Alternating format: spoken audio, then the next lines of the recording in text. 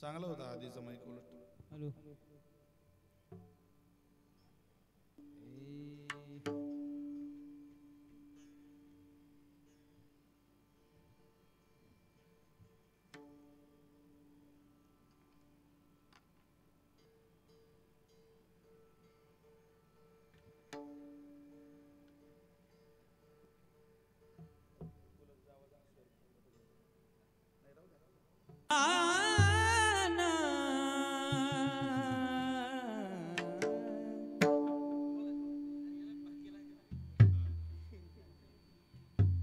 लेकुराचे हित लेकुराचे हित आवाज कमी करा.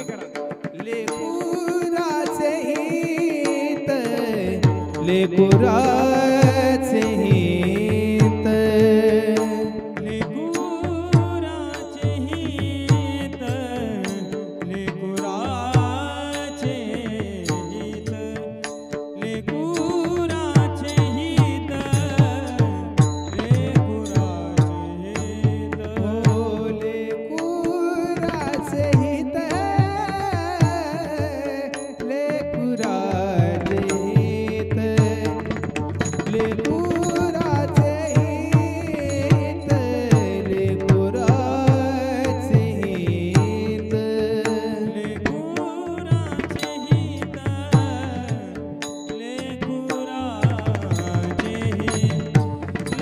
लेकुराचे हित लेकुराचे हित वाहे माऊलीचे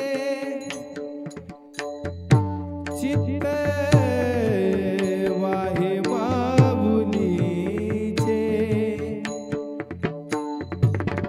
वाहे माऊलीचे वाहे माऊलीचे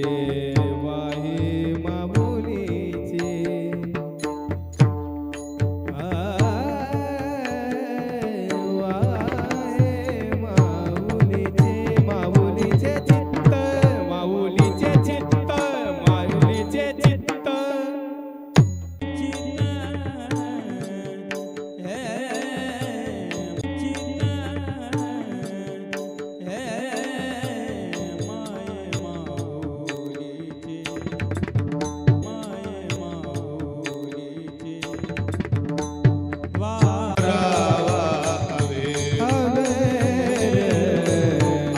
स्वामी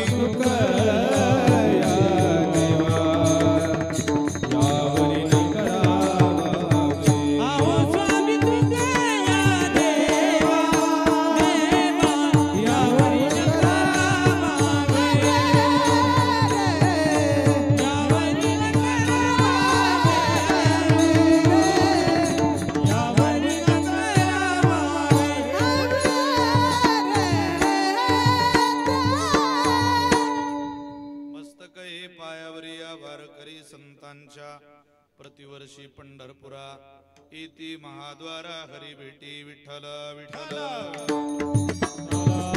विठ्ठल विठ्ठल बोला पुंडली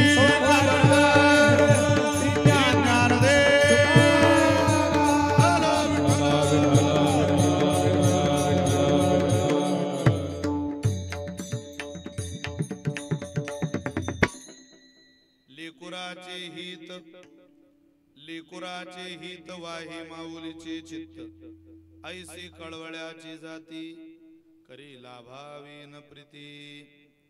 संप्राप्त कीर्तन रूपी सेवेकरिता निवडलेला अभंग इकू कमी कर भैया आवाज दे समोर. जगद्गुरु जगद्वंदनीय संत श्रेष्ठ श्री तुकोबराय श्री महाराजांचा अत्यंत गोड अत्यंत प्रसिद्ध असलेला 4 चरणाचा संतांचा वर्णन महिम्याच्या अंगाने करणारा अभंग, पण त्याबरोबर मातृ अंतःकरणाचा परिचय करून देणारा अभंग सुद्धा सेवेकरता निवडलाय. विठ्ठल विठ्ठल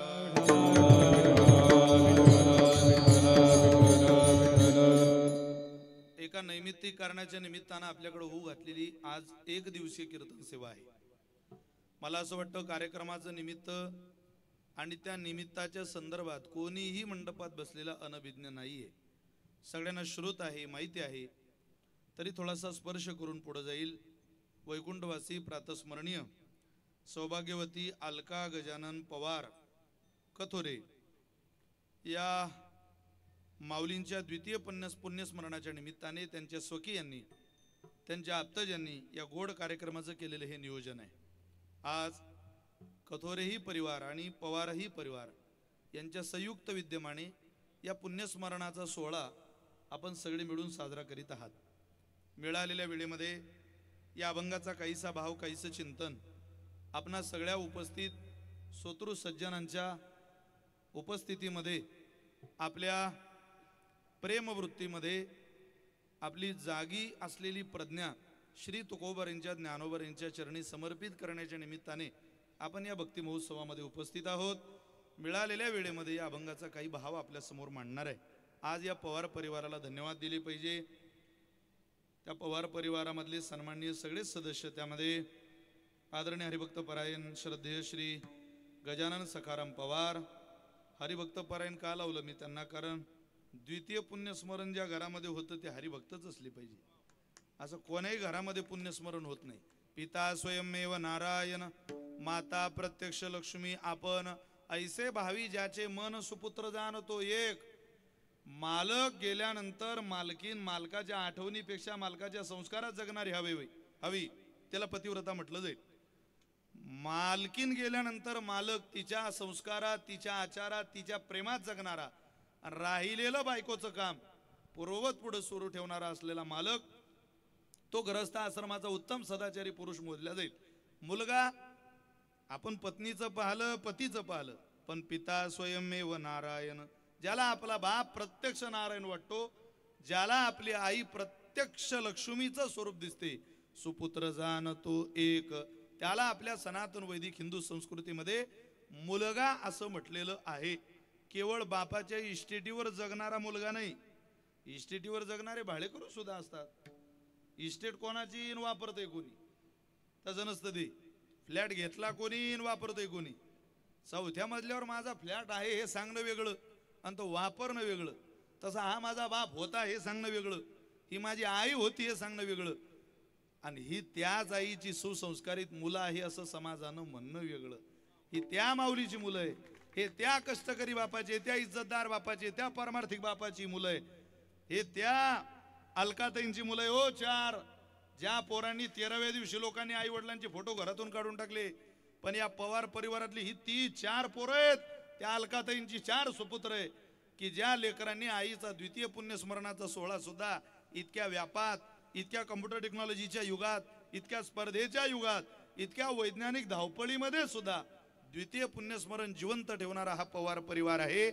आजच्या दिवशी या पवार परिवाराचं कौतुक कीर्तनाला आलेले आणि उभे असलेले करतील, यात काय नवलंय. अहो स्वर्गीचे पूर्वज इच्छिता तिरज, वंशी भक्तराज व्हावा कोणी, तुका म्हणे पितृ आशीर्वाद देती. आज प्रत्यक्ष स्वर्गामधून सगळ्या देवी देवता, यक्ष किन्नर, जपी तपी, सिद्ध साधक, नित्य शुद्ध बुद्ध, असंग निर्विकार परमात्मा स्वरूप आत्माराम स्थितीमध्ये राहणारे सगळेच महात्मे या पवार परिवारातल्या सन्माननीय सदस्यांना आशीर्वाद द्यायला तयार आहेत. त्यामध्ये कोण कोण? आदरणीय गजानन बाबा ज्यांनी अलकाताईंबरोबर आपला गृहस्थाश्रम सुरू केला. त्या गृहस्थाश्रमाच्या कालामध्ये त्या माऊलीच्या कठोर पुण्याईनं सदाचारी मुलं माऊलीच्या पोटी जन्माला आली आणि परमात्म्यांनी त्या आईची कूस पवित्र केली. ज्या लेकरांनी त्या माऊलीची कूस पवित्र केली त्यामध्ये आदरणीय श्री उमेश गजाननराव पवार, श्री रवींद्र गजाननराव पवार, श्री निलेश गजाननराव पवार आणि श्री अविनाश गजाननराव पवार. मी उमेश दादांना, रवी दादांना, निलेश दादांना आणि अविनाश दादांना मनापासून धन्यवाद देतो. आईचा देखणा सोहळा तुम्ही साजरा करत आहात. तुम्ही माऊली करता जर वर्षातला हा एक दिवस काढत असाल तर संकट काळामध्ये तीच आई हजारो पावलं काढून तुमच्या मदतीला, तुमच्या आशीर्वादाकरता धावून येईल. कारण आई हे दैवतच असं आहे, म्हणून कौतुक केलं पाहिजे. किती अट्टहास. उमेश भाऊंनी जेव्हा या कार्यक्रमाच्या निमित्ताने मला संपर्क साधला, मी माननीय आमदार साहेब कथोरे साहेबांच्या एक चांगला सोहळा उपस्थित सप्ताह मोठा या परिसरात झाला, त्याही वेळेला आलो. इतका आग्रह आणि इतकं प्रेम त्यांच्या या कार्यक्रमाविषयी. तसा कथोरे परिवाराचा, आमदार साहेबांचा या परिवाराचा चांगलाच संबंध आहे, जवळचा संबंध आहे. माहेरच अलकाबाईंचं कथोरे आहे आणि सासर पवार आहे. अशा संयुक्त विद्यमाने आज माझ्याकडं एक कीर्तन आलेलं आहे. त्याही वेळेला कार्यक्रमाला आलो. उमेशदादांनी मोठा अट्टहास, महाराज आमच्या आईंचं पुण्यस्मरण आहे, तुम्ही आलं पाहिजे, आणि मोठ्या प्रेमाने अट्टहासाने त्यांनी या कार्यक्रमाचं नियोजन केलं. मी मनापासून त्यांना धन्यवाद देतो. खरं तर भगवंताने त्यांना काही कमी ठेवलेलं नाही. एक जागतिक दर्जाचा परिवार आहे. आपल्या या मुंबई प्रांतामध्ये नावाजलेले काही जे परिवार आहेत, आदरानं ज्या परिवाराचं नाव स्वीकारलं जातं, तसं या तालुक्यातला, या जिल्ह्यातला सन्मानजनक जीवन जगणारा, केवळ प्रॉपर्टीनं नाही, त्या प्रॉपर्टीमध्ये असलेल्या विनय, त्या प्रॉपर्टीमध्ये असलेलं सत्प्रजेकरताचं दान, त्या प्रॉपर्टीमध्ये असलेली भक्ती भावना, या सगळ्याच गोष्टी या पवार परिवाराला मिळालेल्या आहेत. तसंही महाराष्ट्रातलं पवार या आडनाव जरा वजनदारच आडनाव आहे. सरकार कोणाचं येऊ, पवाराला घेतल्याशिवाय स्थापन होत नाही. मग ते महाविकास आघाडीचं आलं असतं तरी पवार सत्तेत असते, आणि महायुतीचं आलं तरी पवार सत्तेत आहे. का? मुळात पवार आडनाव ताकदीच आहे. म्हणून आपण गायनालाही एक पवार घेऊन आलोय, आहे की नाही? पवाराच्या गरज आहे, पवारांना चला. आम्ही पवार परिवाराला सगळ्यांना धन्यवाद देतो. त्या परिवारामध्ये सौ जयश्री केतन झांजे, श्री राजेश कृष्णा पवार, श्री संदीप रामदास पवार, श्री मयूर गणेश पवार, श्री अरुण विष्णू पवार आणि श्री स्वप्नील दत्तात्रय पवार, या सगळ्यांना धन्यवाद देतो. जयश्रीताईंना धन्यवाद देतो. उपस्थित संत सज्जनांच्या चरणी साष्टांग दंडवत करून माझ्या सेवेला प्रारंभ करतो. आज या कार्यक्रमाच्या निमित्ताने उपस्थित किंवा आशीर्वाद ज्यांचा या कार्यक्रमाला आहेत, आदरणीय हरिभक्तपरायण विश्वनाथ महाराज वारिंगे आहेत, आदरणीय हरिभक्तपरायण गोपीनाथ महाराज माडी आहेत, हरिभक्तपरायण हरिबुवा महाराज बोटेरे आहेत, शंकर बाबा बहाल आहेत, शंकर महाराज बहालून इथं आलेले आहेत, हरिभक्तपरायण जयहरी वामन महाराज भोईर आहेत, रवींद्र महाराज मांड्या आहेत, जयराम धोंडू ठाकरे आहेत. उपस्थित संत सज्जन मायबाप आणि करून काही नाव माझ्याकडून राहण्याची शक्यता आहे, पण आपल्या सगळ्यांप्रती माझ्या अंतःकरणामध्ये प्रेम आहे, जिव्हाळा आहे. आज भजन साथीला उपस्थित असलेलं महाराष्ट्रातलं भजन वैभव आहे. तुम्हाला जर कोणी विचारलं महाराष्ट्रातलं भजन वैभव काय आहे, तर एवढ्या कीर्तनाचा फोटो काढून त्यांना दाखवा, हे महाराष्ट्रातलं भजन वैभव आहे. आदरणीय हरिभक्तपरायण संगीत अलंकार ओंकारजी महाराज जगताप कार्यक्रमाला इथं उपस्थित आहेत. मी महाराजांना सुद्धा मनापासून धन्यवाद देतो. डाव्या हाताला हरिभक्तपरायण संगीत रत्न भजन अलंकार संगीत अलंकार भजन सम्राट कैलासजी महाराज पवार कार्यक्रमाला उपस्थित आहे. महाराजांनाही धन्यवाद. मृदंग साथीला महाराष्ट्रातलं मृदंग विश्व, ज्यांच्याकडं पाहूनच हजारो पोरं या मृदंग विश्वामध्ये प्रवास करतायत, अशा आदरणीय माझे बंधू कृष्णा महाराज भोरकडे कार्यक्रमाला उपस्थित आहे. एकदा सगळ्यांनी या तरुणांकरता, या बांधवांकरता, या गुणीजनांकरता जोरदार टाळी वाजवा, जोरदार. कारण लांबचा प्रवास करून, रात्रभर प्रवास करून सगळे इथं आलेले आहेत. आदरणीय आमचे योगेश दादा शिजोळ कार्यक्रमाला उपस्थित आहे. माझे मित्र बंधू आदरणीय हरिभक्तपरायण गणेश दादा या ठिकाणी उपस्थित आहे, गणेश दादा कापडी, त्यांनाही धन्यवाद देतो. परिसरातल्या सगळ्याच मंडळींच्या चरणी प्रणाम करतो आणि मिळालेल्या वेळेमध्ये जिवाळा परिवाराच्या साक्षीने या अभंगाची सेवा करण्याचा प्रयत्न करतो. विठ्ठल विठ्ठल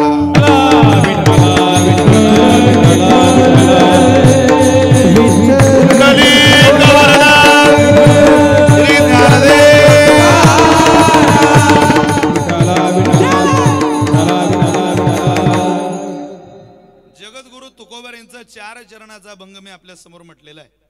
या अभंगाच्या द्वारा तुकोबर आहे संत जीवनाकडे वाटचाल नेत असताना ती कुठल्या हृदयाची आहे हे पटवून देण्याकरता आईचं अंतःकरण आपल्या समोर मांडताय. सज्जन हो, मानवी नरदेह घेऊन जन्माला आलेल्या प्रत्येक माणसाला प्रेमाची गरज आहे. इथं प्रेमाशिवाय माणूस जगू शकत नाही. माणसाचं पोट केवळ पैशानं भरत नाही, केवळ अन्नानं भरत नाही, केवळ कपड्याने त्याचं जीवन पूर्ण होत नाही. अन्न वस्त्र निवारा खूप मोठं मोठं हे सगळं तयार करून ठेवलं, पण त्या निवाऱ्यामध्ये, त्या अन्नामध्ये आणि त्या वस्त्रामध्ये किंवा त्या जीवन प्रवासाच्या वाटचालीमध्ये प्रेम नसेल तर जीवन हे अपूर्ण आहे. प्रेमाची भूक प्रत्येकाला आहे. अहो, इथं जन्माला आलेल्या जीवालाही प्रेमाची भूक आहे, इथं जन्माला आलेल्या संतांनाही प्रेमाची भूक आहे, आणि इथं जन्माला अवताराला आलेल्या भगवंतालाही प्रेमाची भूक आहे. आपल्याकडे सगळ्यांची प्रमाणं सापडतात. जीवाला प्रेमाची भूक आहे म्हणून तो प्रेमाच्या दिशेने माणूस पळत सुटतो, पण कोणत्याही प्रेमाच्या दिशेने नाही. प्रेम नावाच्या भुके करता 7 श्लोकाचं रुक्मिणी मातेने विदर्भ प्रांतातून भगवंताला द्वारकेला पत्र पाठवलं 7 श्लोकाचं. मी तुम्हाला वरलंय, मला तुमच्याशी विवाह करायचा आहे. ग्रस्त आश्रमातल्या प्रेमाची अभिलाषा रुक्मिणी मातेने त्या प्रेमाच्या पत्रातून केली. ते सात्विक प्रेमाचं पत्र आहे, चावट प्रेमाचं पत्र नाही. सात्विक प्रेम आणि चावट प्रेम यात फरक आहे. आता ज्या प्रेमाच्या चर्चा बाजारात रंगल्या जातात त्याला काही प्रेम म्हणत नाही. मार ते प्रेम काय हो? त्याने तिच्याकडे पाहिले, तिने त्याच्याकडे पाहिले, पाहता पाहता वर्ष निघून गेले. मग काय, तिचे 2 आणि त्याचे 4 विषय राहिले. काय करता त्या प्रेमाला? अख्खं वर्ष चाललं, अभ्यास नाही, आपल्या वयाची परीक्षा नाही. प्रेम प्रेम काय? प्रेम जे सांगताच येत नाही, जे शब्दाच्या अतीत असतं त्याला प्रेम म्हणतात. हो, ज्या प्रेमामध्ये तिळमात्र ही स्वार्थ नाही ते प्रेम आहे. मला आठवत नाही महाराज, आपण आपल्या आई वडिलांना कधी प्रेमाची पावती देताना पाहिले? कीर्तनात बसलेल्या एखाद्या व्यक्तीने धाडसाने सांगा की मी माझ्या आईला सोबत पिकनिकला जाताना पाहिलं, शॉपिंग करताना पाहिलं. आता आता हा ट्रेंड आला, नवीन पद्धत आली. पूर्वी असं घडत नव्हतं. मला आठवत नाही माझ्या आई वडिलांनी मी कधी कुठे फिरायला जाताना पाहिलंय. हे डोळे इतके नशीबवान बापाच्या पोटी जन्माला आले, हे डोळे इतक्या पवित्र कुशीत जन्माला आले की या डोळ्यांना आई वडिलांना सोबत जाताना फिरायला पाहायचं झालं तर या डोळ्यांनी फक्त आई वडिलांना ज्ञानोबा तुकोबारांच्या वारीला जाताना पाहिलंय. त्याच्या पलीकडे आई वडिलांना सोबत सुद्धा आपण फिरायला जाताना पाहिलं. आपण इज्जतदार लोकांची पोरं आहे महाराज. इथं प्रेम दाखवता येत नाही. या देशामध्ये प्रेमाचे करार व्हायला लागले. करार करार बर का, ज्याला कॉन्ट्रॅक्ट पद्धतीचं मॅरेज म्हणतात. 2 वर्षाचा, 5 वर्षाचा, 10 वर्षाचा कॉन्ट्रॅक्ट पद्धतीचा विवाह करायचा, करार करून लग्न करायचं. मी तुम्हाला एक वाक्य सांगतो जे भारतात अजून घडलं नाही, पुढे घडेल का माहिती नाही. एक बायको आपल्या नवऱ्याला फोन करते आणि ती म्हणते मालकाला, मालक ऑफिस मधून लवकर घरी या, तुमची मुलं, माझी मुलं आपल्या मुलांना मारताय. हे भारतातलं वाक्य नाही. तुमची मुलं, माझी मुलं आपल्या मुलांना मारताय म्हणजे एक पाश्चिमात्यांचं जोडप आहे. विदेशामध्ये लग्नाचे करार होतात. ती जी फोन लावणारी बाई आहे नवऱ्याला, तिचं आधी लग्न झालेलं होतं. आधीच्या लग्नात तिला 2 मुलं झाली, तिचा झाला घटस्फोट. घटस्फोट झाल्यानंतर ती 2 मुलं तिच्या जवळ आली. ज्याला फोन लावते त्याचे अगोदर लग्न झालं होतं, त्याला अगोदरच्या बाईचे 2 पोरं होते, त्यांचा झाला घटस्फोट. घटस्फोट झाला त्यावेळेला तिचे पोरं तिने याच्या जवळ सांभाळला दिले. हिच्या आई जवळ आहे आणि त्याच्या बापा जवळ आहे. म्हणजे हिच्या आधीचे 2 आणि त्याच्या आधीचे 2 किती झाले? 4. आणि नंतर यांचं झालं तेव्हा झाले 2, एकूण झाले 6. ते 6 घरात भांडणं करायला लागले. पण त्या भांडणाचा परिचय तिच्या नवऱ्याला ऑफिस मध्ये करून देते. मालक लवकर घरी या, तुमची मुलं, माझी मुलं आपल्या मुलांना मारताय. आता यांना काय प्रेमाची व्याख्या कळणार आहे हो? यांनी प्रेम दिलं? अरे विदेशाने या भारताला काहीच दिलेलं नाही. जगाच्या पाठीवर जेवढे देश आहे, कोणी इबोला दिला, कोणी मलेरिया दिला, कोणी टायफॉइड दिला, कोणी डेंग्यू दिला, कोणी एड्स दिला, कोणी कोरोना दिला.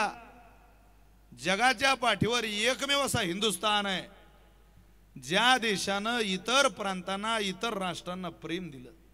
अहो करोडो लोक 144 वर्षानंतर ज्या वेळेला कुंभमेळ्यासारख्या पवित्र भूमीत जमा झाले, गोळा झाले, आउट ऑफ कंट्रीकडून रोग इकडे पसरवला जात आहे, पण करोडो लोक एकत्रित येऊन सुद्धा जगाला प्रेमाचा आणि भक्ती मातेचा संदेश देणारा हा हिंदुस्थान आहे. लक्षात ठेवा. प्रेम सुख देई, प्रेम सुख देई, प्रेम सुख देई, प्रेम सुख देई, प्रेम सुख देई, प्रेम सुख देई, प्रेम सुख देई, प्रेम सुख देई,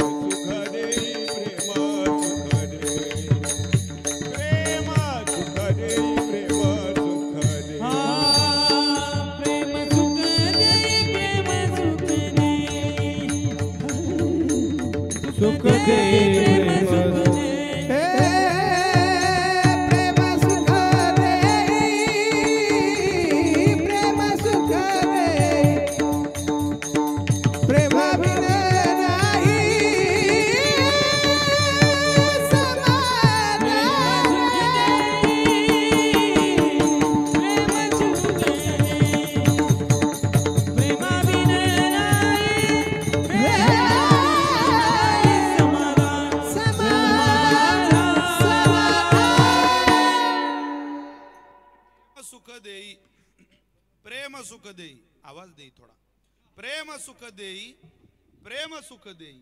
नाथ महाराजांचा अभंग आहे. भक्ती प्रेमाविन ज्ञान नको देवा, अभिमान नित्य नवा तया माझी.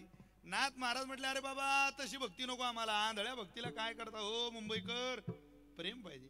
खूप चांगली देखणी बायको आहे, स्वयंपाक खूप चांगला बनवते, पण ताट एवढ्या जोरात वाढते की असं वाटतं बाहेर जेवण करून आलेलं बरं आहे. काय करता त्यात पंचपक्वानाला आणि तिच्या सौंदर्याला. अरे माणसाची भूक केवळ सौंदर्यानं भागत नाही, माणसाची भूक त्या पत्नीकडून मिळत असलेल्या प्रेमानं भागत असते. जी गरिबीत, जी आजारपणात, जी नवऱ्याच्या अपमानात सुद्धा सोबत आहे ती नारी आहे.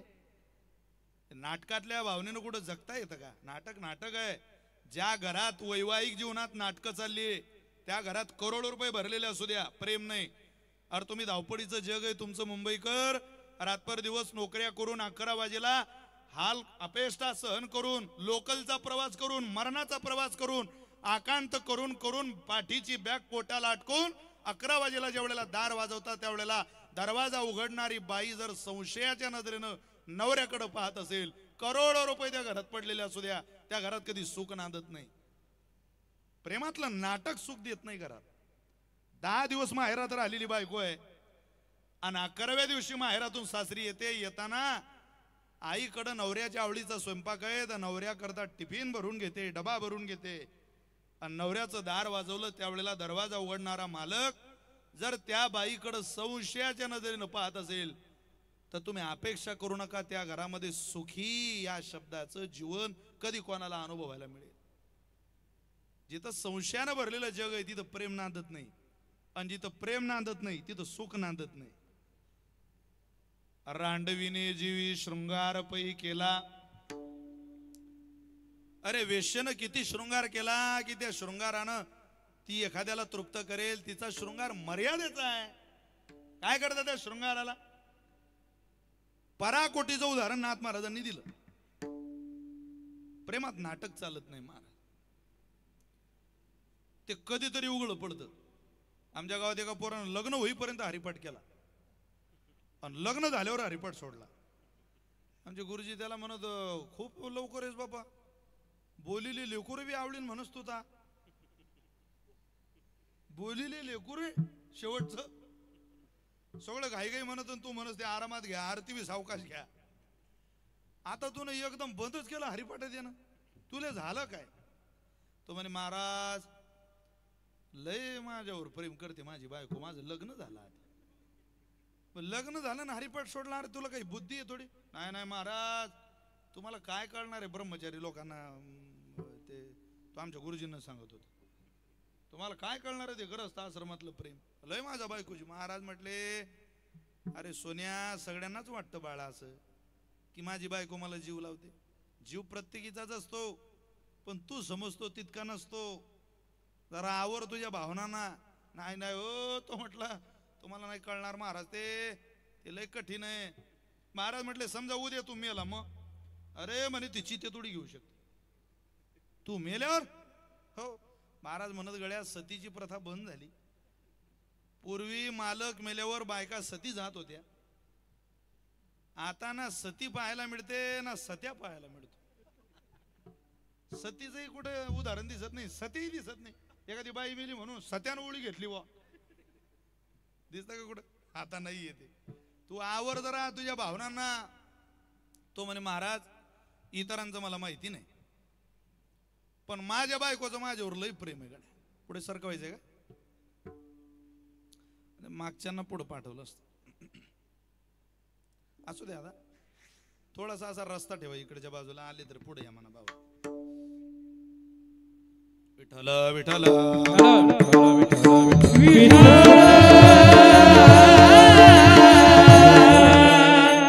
तो म्हटलं महाराज तुम्ही मला तत्वज्ञान सांगू नका, उपदेश करू नका. माझ्या बायकोचं माझ्यावर खरंच प्रेम आहे. उद्या तू मेला तरी उडी. अरे तो म्हटलं उडीच घे. महाराज म्हटले मग तू एक काम कर, तू मरूनच पहा बरं एकदा. खरंच मरू नको, निदान मेल्याचं नाटक तर कर. प्रेमाशिवाय माणूस जगू शकत नाही, पण नाटकातल्या प्रेमात नाही. इथल्या प्रेमाचा परिचय अनेक प्रमाणांच्या द्वारा संतांनी करून दिलेला आहे. त्याला महाराज म्हटले दरवाज्यात गेला की खाली पडून जा. तिला जाणवलं पाहिजे गेला, बघू आपण काय करायचं ते, मी येतो तुझ्या घरी तुझं प्रेम पाहायला तुझ्या बायकोच. तो दरवाज्यात गेला, एकदम ती बाई आरतीचं ताट घेऊन आली, तिच्या कपाळाला नवऱ्याच्या कुंकू लावलं, कुंकुवावर साखर लावली, तोंडात तांदूळ घातले. या मालकाला हात या, हात या, हात या. मालक मैं तुम्हारे बिना जी नाही सकती, या. आत घेतलं. आत उंबरठा ओलांडतानाच महाराजांनी सांगितलं होतं, म्हटलं घेऊनच बघू परीक्षा. भानकन खाली पडला. त्या बाईने याच्या अंगाला हात लावला. अरे ती म्हटली गेला काय? ती म्हटली गेला तर गेला, पण आता रात्रीचे 8:30-9 वाजून राहिले. एकदम आता जर हा गेला तर आपलं जेवण राहिलंय. त्यानं असं ओढत ओढत आणलं हो त्याला. खिचडी बनवलेली होती, लावलं कुकर, झाली बेफिकर. कुकरचं झाकण काढलं, ते कुकरातली खिचडी ताटात घेतली आणि तेल वरती ठेवलेलं होतं. पण ते तेल काढायला तिचा काही हात पुरत नव्हता, कारण रोज हा तेल काढून द्यायचा. तिनं यालाच ओढत ओढत आणलं आणि याच्या पाठीवर उभी राहिली. तेल काढलं, खिचडीत टाकलं, आनंदात जेवण केलं. हा म्हणे मेलो गळ्या आता. मी म्हणलो का लोहीच प्रेम आहे आपल्या बायकोचं आपल्यावर, पण या जगात कोणी कोणाचं नाही रे म्हणे बापा. ते महाराज सांगत होते तेच खरंय. रात्र गेली, सकाळचे 11:30 12 होत होते. तिला वाटलं आता मस्त वेळ आहे, नाश्ता वगैरे झालेला आहे, आता काही रडायला हरकत नाही.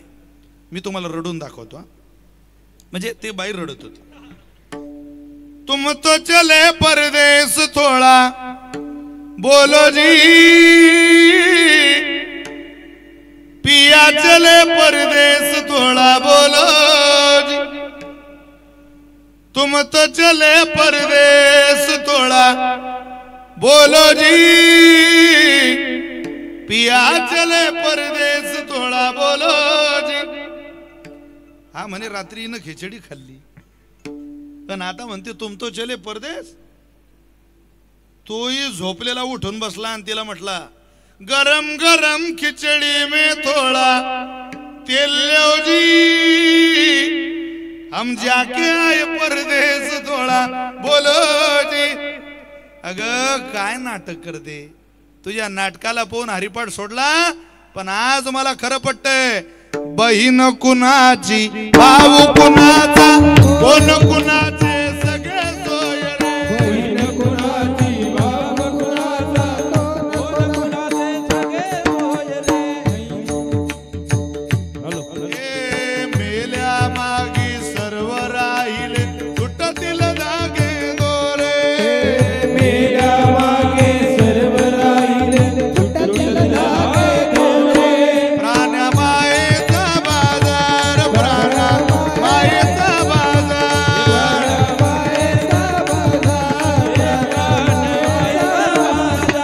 हे नाही कुणाचे कुणी, तुझे नवे रे कोणी. नाही कुणाचे कुणी, तुझे नवे रे कोणी. अंती जाशील एकला प्राण माझे माझे म्हणून. अंती जाशील एकला प्राण माझे माझे म्हणून. माझे माझे म्हणून, माझे माझे म्हणून.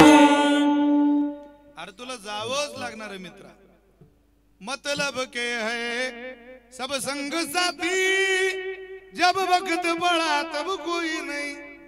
टिकट मिला है जाने का, डेरा लगाया स्मशानों में. वहां जलाने वाले लाखों थे, ओ वहां जलाने वाले, वहां जलाने वाले लाखों थे, जलने वाला कोई नहीं. मतलब के सब संग साथी, जब वक्त पड़ा तब कोई नहीं. मतलब के सब संग साथी, जब वक्त पड़ा तब कोई नहीं. हे कोण प्रेमाची पावती द्यायला येणार आहे? एका स्मशान भूमीच्या घाटावर लिहिलेलं होतं की मंजिल तो तेरी यही, मंजिल तो तेरी यही थी, उम्र बीत गई आते आते. स्मशान भूमीच्या घाटावर लिहिलेलं वाक्य मला आवडलं. मंजिल तो तेरी यही थी, उम्र निकल गई आते आते. क्या मिला दुनिया वालों से, अरे तुझे अपनों ने जला दिया जाते जाते, क्या मिला प्यारे दुनिया वालों से? अपनों ने जला दिया जाते जाते, जाणारे पेटवणारे तुझे होते, दुसरीने पेटवत माणसाला, तुला कळत नाही त्याला आम्ही काय करायचं? तू कोबर आहे म्हटलं. या जगामध्ये ग्रस्त आश्रमाची वाटचाल शोधत असताना केवळ आणि केवळ मनुष्यानं सद्गती करता प्रार्थना केली तर कुटुंब व्यवस्था टिकून राहते. आज या सौ अलकामाईचं जीवन पाहिलं की असं वाटतं त्या माऊलीने खरोखर आयुष्यात प्रयत्न यथायोग्य केले मुलं घडवण्याकरता. जगामध्ये संपत्ती आणि दया दोन्ही एका ठिकाणी येत नाही, पण जर आल्या असतील तर ते घर भगवंताच्या विभूतीचं घर आहे. संपत्ती आणि दया दोन्ही वसती आलिया एके ठाया, ती जाण धनंजया विभूती माझी. मी त्या घरात वास्तव्याला आहे, मी त्या घरात संस्कारानं विभूषित आहे असं स्वयं परमात्मा सांगतात. तसं संस्कारानं आचारा विचारानं भरलेलं घर आहे. आणि या घराला भरवण्याकरता, या घराला संस्कारक्षम पिढी घडवण्याकरता जे जीवन विसलं ते अलकामाईंचं आहे. खरं तर असं वाटतं उमेशरावांची या परिवाराची भेट झाल्यानंतर की अजून या पोरांना निदान 10-15 वर्ष तरी आईची गरज होती. 10 वर्ष आईन खरे चांगले सुखाचे आनंदाचे दिवस आले आणि काळानं घाला घातला, माऊलीला परमात्मा घेऊन गेला. पण असंच असतं मुंबईकर, मृत्यू ही परमात्म्यानं अशी व्यवस्था केली आहे जी टाळता येत नाही, ती सुधारवता येते. तिचा परिचय सुद्धा लवकर कोणाला होत नाही, तिचं मोजमाप करता येत नाही. जेव्हा मनुष्याला मृत्यू या गतीला सामोरं जायचंय त्यावेळेला असह्य यातना घडून सुद्धा किंवा अनेक उपचार करून सुद्धा दोन्ही गोष्टीतून मरणाला माणसाला सामोरं जावंच लागतं. पण महाराज म्हटले, या बाबा या, विठ्ठल विठ्ठल आला, विठ्ठल विठ्ठल विठ्ठल.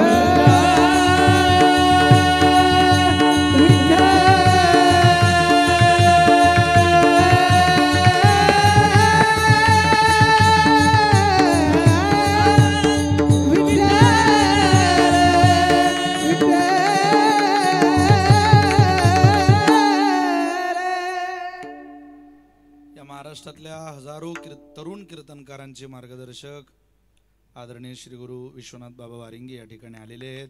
आपण एकदा टाळ्या वाजवून महाराजांचं स्वागत करूया.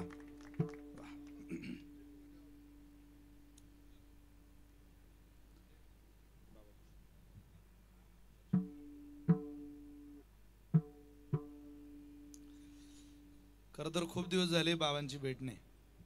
त्यांना माझा राग आहे जरा, कारण त्यांनी जेवढ्या वेळेला मला फोन केले नेमकं मला त्यांच्या कोणत्याच उत्सवात तारीख देता आली नाही. यावर्षी 4-5 फोन बाबांचे झाले पण काय मला देता आलं नाही. पण कायमच या परिसरामध्ये आल्यानंतर त्यांचं स्मरण, परवाच मलंगडचा उत्सव होता, बाबांची आठवण काढली. मोठा एक उत्सव मलंगडचा भूमीत चाललेला आहे. गेले कतोरे साहेबांचा उत्सव झाला त्यावेळेला बाबांचा आशीर्वाद या कार्यक्रमाला होतात. या मुंबई प्रांतामध्ये भक्ती साम्राज्य फुलवण्याकरता या यज्ञामध्ये एक मोलाची आहुती ज्यांनी घातली, यातलं एक महत्त्वपूर्ण नाव मुंबई प्रांतातलं म्हणजे आदरणीय विश्वनाथ महाराज वारिंगे हे नाव आहे. थोडं बाबांचं नाव घेतल्याशिवाय आपल्याला इथं संप्रदायाची वाटचाल आज पूर्ण करता येत नाही. आनंद वाटला. विठ्ठल विठ्ठल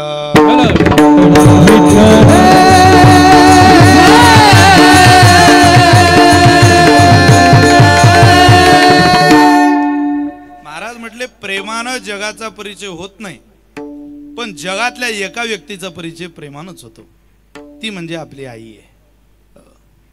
तुकोबऱ्यांनी संत जीवनाकडं प्रवास या अभंगाचा जरी नेलेला असला तरी मांडलंय जीवन ते आईचं पुढं.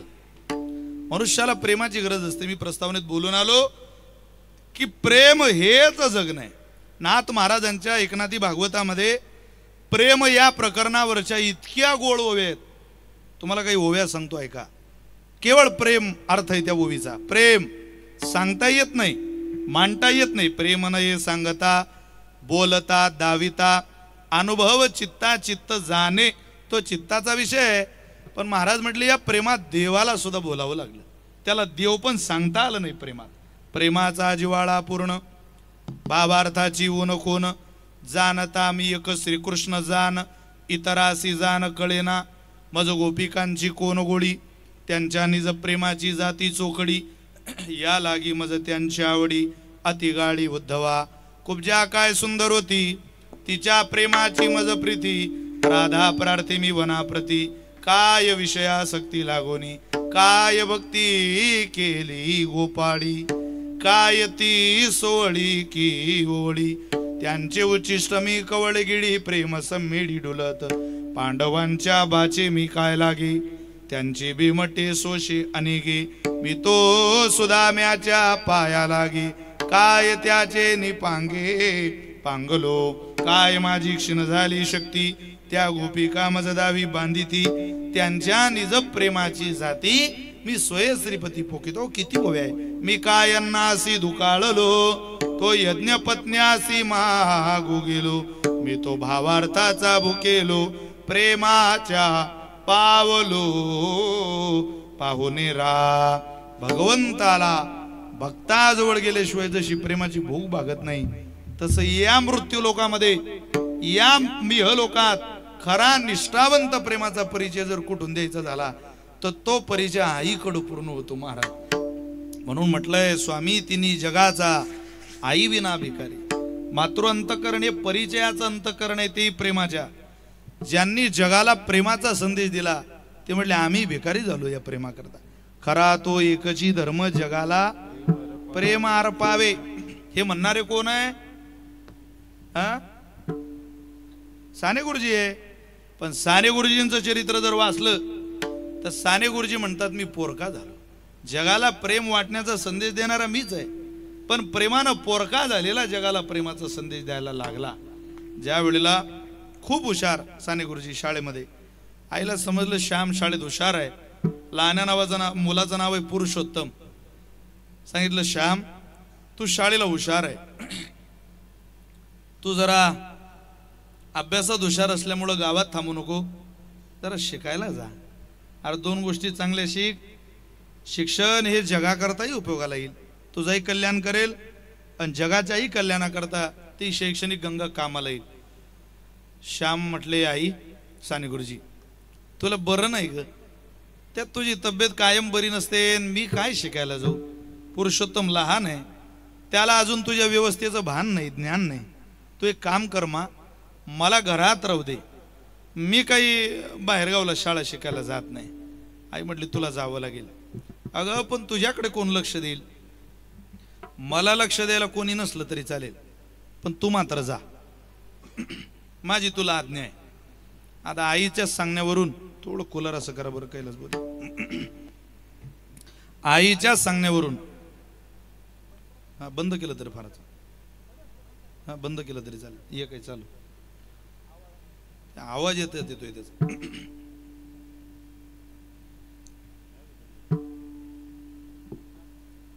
तू एक काम कर श्याम पुरुषोत्तमला माझ्या व्यवस्थेकरता मी तयार करून घेईल आणि थोड्या हाल अपेक्षा मी सहन करेल पण माझी एक इच्छा आहे तू शिकून खूप मोठं व्हावं.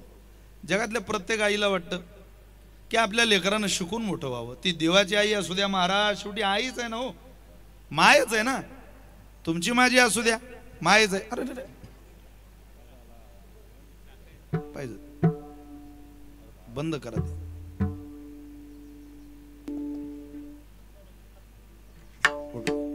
विठ्ठल विठ्ठल विठ्ठल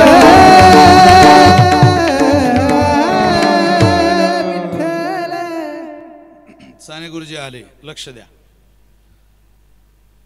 खूप हुशार शिक्षणामध्ये रोज अभ्यास करायचे पण अभ्यास करत असताना सायंकाळचा अभ्यास झाला की ज्या वेळेला पुस्तक डोक्याशी ठेवायची. गीतायाम पुस्तकम यत्र म्हटलंय. पुस्तकाला मनुष्यानं माऊली मानलं पाहिजे. ती जवळ असली पाहिजे आपल्या. झोपेतून उठल्या उठल्या हाताच्या अंतरावर ज्यांच्या ग्रंथ आहे त्यांच्यावर ग्रंथ कृपा करतात. मी ज्यांच्याकडे काही काळ शिकलो गुरुवर्य शारंगधर महाराज गोडेगावकर वक्ते बाबांचे भाची. मला आज आहे ते उठल्यानंतर त्यांच्या आजूबाजूला गाथा ज्ञानेश्वरी एकनाथी भागवत प्रस्थांतर आहे तिघीतला एक ग्रंथ तरी ते झोपल्यानंतर उचलावा लागतो. इतकं प्रेम ग्रंथावर, अत्यंत जिव्हाळा, अत्यंत प्रेम. हो, त्यामुळं असू द्या माऊली, असू द्या, ते बंदच राहू द्या, आपण असू द्या. विठाला विठाला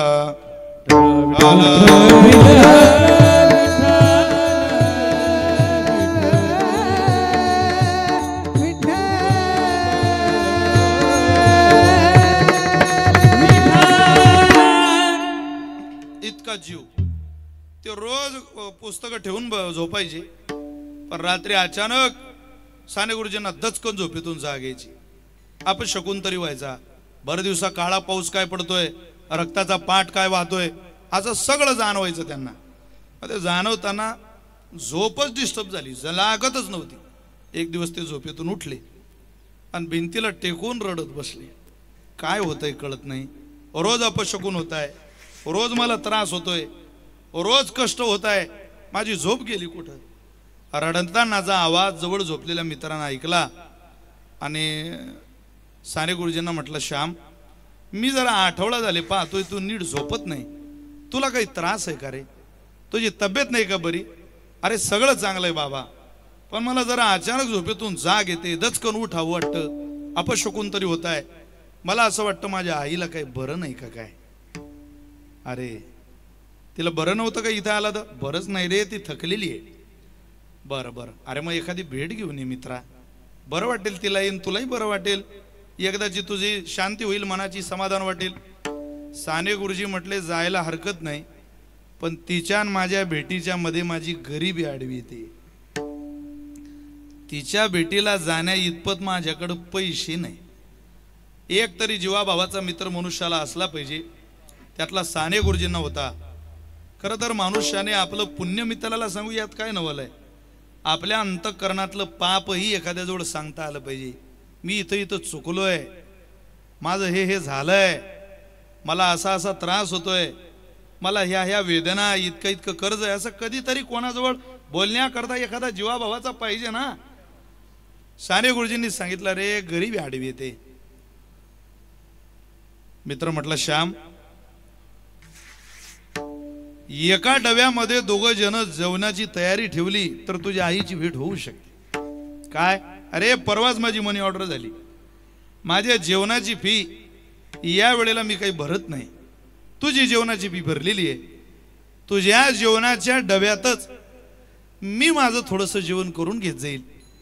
एका डब्यात दोघं जण आपण जेवायचं, पण मला असं वाटतं तू तुझ्या आईची भेट घेऊन ये. डोळ्याला धाराच लागल्या. असा जीवाभावाचा मित्र, वर्षत सकळ मंडळी ईश्वर निष्ठांची मांडी आडी, अनवरत भूमंडळी भेटतो तया भूता.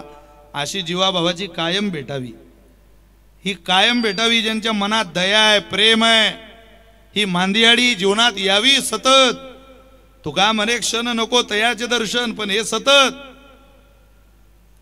आलिंगन दिलं, उपकार होतील तुझे. अरे श्याम, उपकाराची भाषा मैत्रीत चालत नाही गळ्या. जा आईची भेट घेऊन ये. तुझी आई माझी आईच आहे बाळा, जा. ते पैसे घेतले, बोटेतून प्रवास केला, बसमधून प्रवास केला आणि साने गुरुजी गावाच्या सीमेवर पोहोचले. 4 किलोमीटर पायी जायचं होतं. रोडला उतरले आणि फाट्यावरून जायला लागले. गावाच्या बाहेर आले, स्मशानभूमीत नजर गेली तर एक प्रेत जळत होतं. घाबरले, प्रेताला नमस्कार केला, आत गेले. घराजवळ गेले तर तुळशी वृंदावनाजवळ दिवा जळत आहे आणि त्या तुळशी वृंदावनाजवळ दोन्ही पायांमध्ये मुंडको खोवून बाप ढसढसा रडतोय. उंबरठा ओलांडून आत गेले तर पुरुषोत्तम नावाचा भाऊ, ज्याचं सांत्वन करायला सुद्धा घरात कोणी नाही, तो एकटाच ओक्सा बोक्सा त्या भिंतीजवळ रडतोय. आणि ज्या बाजूला आईची खटोली टाकली होती, खाट टाकली होती, त्या जागेकडे पाहिलं तर ती खाट रिकामी आहे. पुरुषोत्तमनं श्याम नावाच्या आपल्या भावाला पाहिलं पण मिठीच मारली. साने गुरुजी म्हणतात, पुरुषोत्तम, अरे निरोपही दिला नाही रे. की आई जाते, दादा अरे निरोप देऊ कधी. उलट जाता जाता सांगून गेली, श्यामला माझ्या मरणाची बातमी, फार त्रास होईल अशी कळू नका, हळूहळू कळवा. सांत्वन करायला सुद्धा दोघं भावंडांचं कोणी नाही. त्यावेळेला साने गुरुजींनी स्वतःच्या लहान्या भावाला सांगितलं, पुरुषोत्तम, अरे आपल्या दोघं भावंडांचं केवळ आई हे दैवत गेलं नाही, दुःखाच्या मोबदल्यात जिथे सुख मिळतं असं दैवत जगाच्या पाठीवरच संपलं, जे तुझं माझं नाही, जे प्रत्येकाच्या दैवताची परिचिती आपल्या समोर मांडून आपल्याला जगण्याचा पुरावा दाखला शिल्लक राहील आयुष्यभर, इतकी कृपा आपल्यावरती करून देणारी आपली माऊली गेली. साने गुरुजींनी सांगितलं, मी जगाला सांगतोय प्रेम करा, पण मला माझ्या आईचं प्रेम मिळवता आलं नाही, तिला अंतकाळात प्रेम देता आलं नाही. आई हे हृदयच असं आहे, जिची खरी किंमत गेल्यावर कळते, की तिची उणीव भासली की कळतं, अरे ती कशी होती. तिच्या अंतकरणातलं वास्तव्य प्रेमाचं किती. तिच्या प्रेमाचा परिचय कोणाच्या अंतकरणाला तुम्ही द्या. गुलाबाच्या फुलाच्या पाकळीला म्हणता माझ्या आईसारखं आहे. गुलाबाचं फुल दिसायला कोवळ आहे, प्रेमळ आहे, खाली त्याला काटा आहे. त्या गुलाबाच्या फुलाकडे पाहिलं की असं वाटतं, अरे बाबा तुझ्यासारखी माझी आई नाही रे, तुझ्यापेक्षा हजारो पटीनं माझी माय मोठी. अरे तू कोवळ आहे दिसायला, प्रेमळ आहे दिसायला, पण तुझ्या खाली काटा आहे रे, कचकन बोटात जातो, कळत सुद्धा नाही. या सूर्यनारायणाला पावन म्हणावं, या सूर्यनारायणासारखी माझी आई आहे. हा फक्त सकाळी बरा वाटतो कोवळ्या उन्हात, दुपार झाली की रागावणारा सूर्य पाहला की असं वाटतं आमच्या आईचं वय 85 वर्षाचं होतं, पण ती आयुष्यात कधी तापली नाही. त्यापेक्षा सूर्यनारायणा तुझ्यापेक्षा सुद्धा आमची माय मोठी. या समुद्राला म्हणावं हा माझ्या आईसारखा आहे. निश्चितच समुद्र मोठा आहे, विस्तीर्ण जलाशयानं व्यापलेला आहे, पण समुद्राकडे पाहून समुद्राची उपमा आईला देता येत नाही. का? हा समुद्र आई पुढे थोडा आहे. समुद्र जलाशयानं मोठा आहे, पण ओंजळ पाणी घेतली, गुळणा करायला ओंजळ भरून घेतली आणि तोंडात घातली का तोंडातली गुळणी लगेचच त्याच पाण्यात टाकावी लागते. मोठा आहे पण खारट आहे. अरे आमची आई मोठी आहे पण खारट नाही.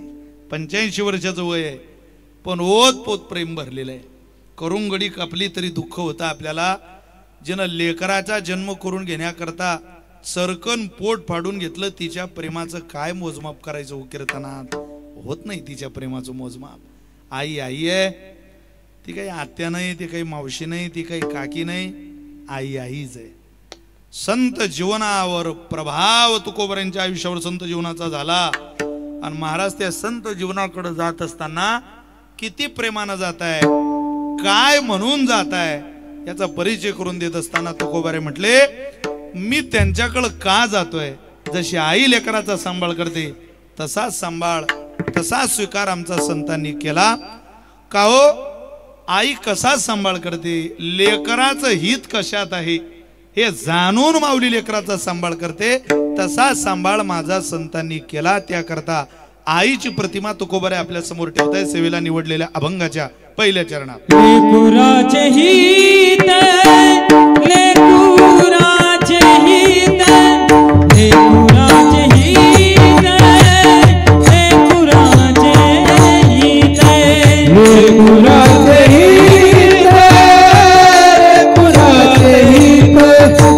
लेकुराचे हित,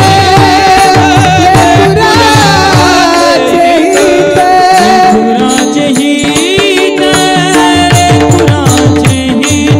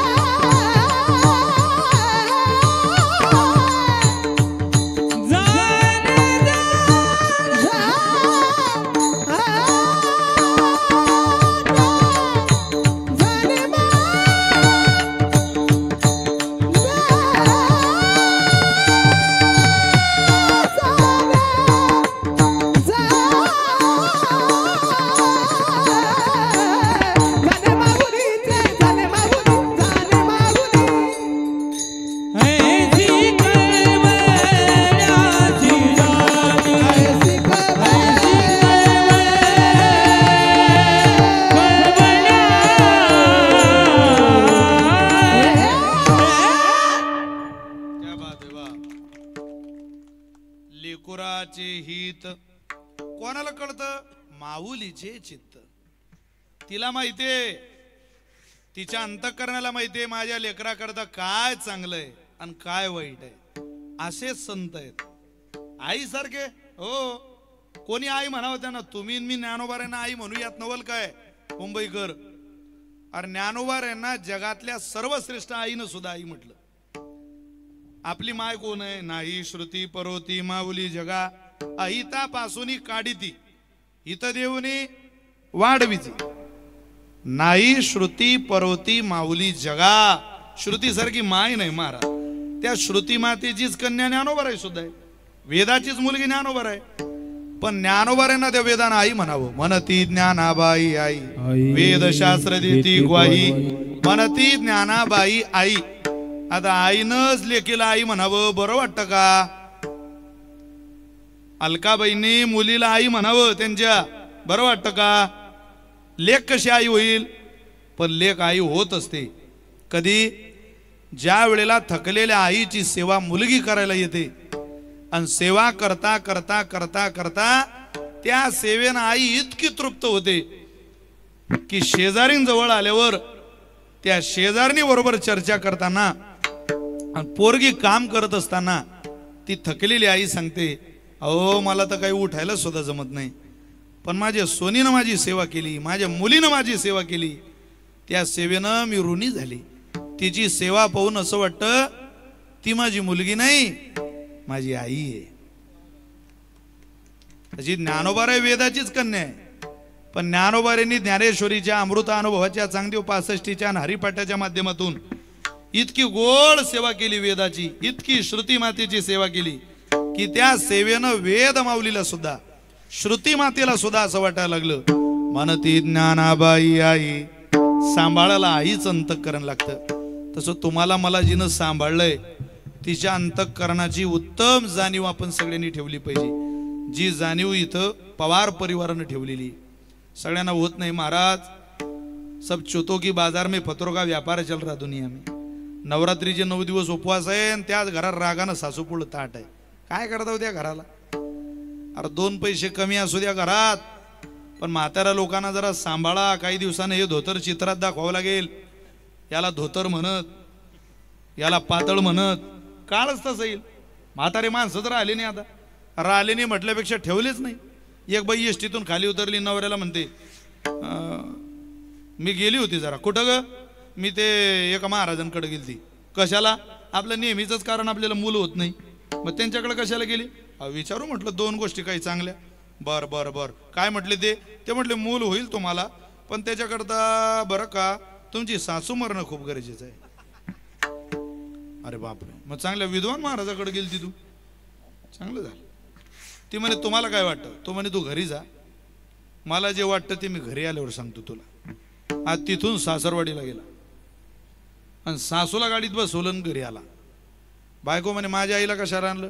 अगं म्हणे मी निर्णय घेतला माझी म्हातारी संपवायची, पण घरात पोरग झाल्यावर कोणी जुनी बाई पाहिजे ना लेकरू सांभाळायला, म्हणून तुझ्या आईला आणलं. ती म्हणे काय माझा नवरा आहे बुवा? महादेवाच्या पुढचाच आहे बुवा. म्हणजे महादेवाच्या पुढं नंदी असतो. ती म्हणे त्याच्यासारखाच आहे, त्याच्यासारखाच आहे. बरं वाटलं तिला. मग ती म्हणे घ्या निर्णय. तो म्हणे थांब जरा, एवढं पवारांच्या घरचं एवढं पुण्यस्मरण होऊ दे जरा. एवढं पुण्यस्मरण झालं की मग आपण तिचा निर्णय घेऊ काय घ्यायचं. दोघही म्हाताऱ्या बाहेर झोपायच्या. 75 उलटलेल्या म्हाताऱ्या, अंगावर घेऊन खुळखुळ खुळखुळ खुळखुळ झोपणाऱ्या थंडीत म्हाताऱ्या. 2, 4, 5 दिवस गेले पुण्यस्मरण होऊन. हा आपल्या आईला म्हटलं आई तू कुठं झोपती ग रोज? म्हणे इथं. आणि तिची आई म्हणे तिकडून. त्यानं आईला सांगितलं, त्याच्या आईला, आई तू एक काम कर जरा, आज तू तिच्या आईच्या जागेवर झोप आणि तिच्या आईला जरा तुझ्या जागेवर झोपव. असं का रे बाळा? ऐक ना म्हणे बापा, एवढं ऐक माझं. जागा बदलली. बायको म्हटली आज निर्णय घ्यायचा का? आजच निर्णय घ्यायचा म्हणे. सगळं घर झोपलं. बरोबर रात्रीचे 12चाच टाइम आहे का तुमच्याकडे हे कार्यक्रम करायचा? मला वाटलं जळगाव जिल्ह्यापुरतच मर्यादित टाइम आहे, म्हणजे एकंदरीत आपला सारखाच टाइम आहे या कार्यक्रमाचा. मोठा दगड पाहला आणि गेले म्हातारी जवळ. आता तोंडावर घेऊन झोपलेल्या. तो म्हटलं मला असं वाटतं एकदा उघडून पाहिलं असतं तुझी म्हातारी आहे की माझी. ती म्हणे तुम्ही घाला दगड, तोंड पाहायची इच्छा नाही मला तिची, घाला तुम्ही दगड, तुमचीच म्हातारी. असा दगड घातला यानं, एका दगडात बजेट बसला. तशीच म्हातारी पोत्यात घातली. नदी आहे का तुम्हाला जवळ? आहे ना? आहे का नाही? चांगलं गाव आहे तुमचं. नदी लवकर सापडत नाही ना, तर मग आपण एवढं सगळं सांगायचं नदी नाही म्हणजे गेलं ना वांग्यात घोळत. ते पोतं घेतलं, नदीला निघाले. पोत्या सहित म्हातारी नदीत फेकली. तिकडून येताना ती बाई एकदम खुश. ते तर खुश, हा बी खुश. ती म्हणे याला काय झालं आता, लग्न लोकांचं नाचतं येड्या डोक्याचं, याला काय झालं? तो म्हणे तू घरी चाल, तुले बीपीची गोळी नाही घ्यायला लागली तर आपलं नाव बदलून ठेवतो. गेले घरी. तिला आनंदाचा इतका पूर मारा, सासू गेल्याचा झोपच लागे ना. तिनं रवी घेतली लावायला तेवढ्या पहाटे पहाटे. प्रल्हाद बुवा उदाहरण सांगायचे. ती रवी लावताना एक गाणं म्हणायची. घुसळम घुसळम लावते रई, सासूबाई गेल्या पाण्यात. रई म्हणजे रवी. घुसळम घुसळम लावते रई, सासूबाई गेल्या पाण्यात. घुसळम घुसळम लावते रई, सासूबाई गेल्या पाण्यात. घुसळम घुसळम लावते रई, सासूबाई गेल्या पाण्यात. तो म्हणे थांब जरा, दिवस निघू दे, इतकी उतावीळ होऊ नको. पण तिला कळत नाही घे ना महाराज. घुसळम घुसळम लावते रई, सासूबाई गेल्या पाण्यात. याने घेतली बादलीन, बसला गाई खाली. गाईच्या कासेवर पाण्याची थाप मारली. तिच्याकडे पाहतो सांगतो दुधम दुधम दुबतो गाय, दुधम दुधम दुबतो गाय. वाहून गेली तुही माय, घरात आहे पठ्ठ्याची माय. पटत नशील तर जाऊन पाय. गेली पाहिलं. अरे म्हणे म्हातारी आपली गेली याची घरात आहे. यावर प्रल्हाद भाऊ प्रमाण द्यायचे. अनेकाच्या घाते मानिता संतोष, सुख दुःख दोष अंगा लागे. अरे जगाचा स्वभाव आहे मोजून प्रेम करण्याचा. त्या बाईला पोर हवंय पण सासू मारून का? स्वतःची आई मारावी वाटत नाही. याचं कारण काय? तो गोबारे म्हटले आपुलियाचा कळवळा, आपुलियाचा कळवळा, आपुलियाचा कळवळा, आपुलियाचा कळवळा, आपुलियाचा कळवळा, आपुलियाचा कळवळा, आपुलियाचा कळवळा, आपुलियाचा कळवळा, आपुलियाचा कळवळा, आपुलियाचा कळवळा, आपुलियाचा कळवळा, आपुलियाचा कळवळा, आपुलियाचा कळवळा, आपुलियाचा कळवळा, आपुलियाचा कळवळा, आपुलियाचा कळवळा, आपुलियाचा कळवळा.